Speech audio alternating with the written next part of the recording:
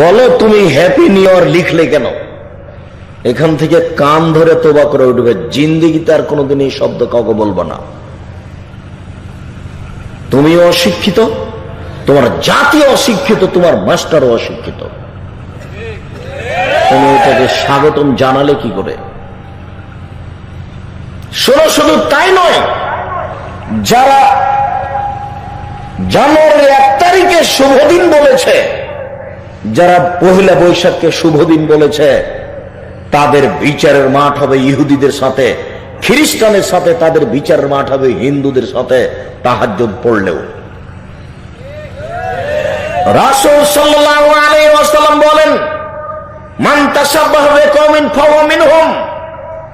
যারা যাদের সাদৃশ্য অবলম্বন করে, যারা যাদেরকে ভালোবাসে, যারা যাদের নিয়ম নীতি কৃষ্টি কালচারকে ভালোবাসে, বিচারের মাঠে তারা তাদের সাথে থাকবে। বলো তুমি বিচারের মাঠে কার সাথে থাকবে?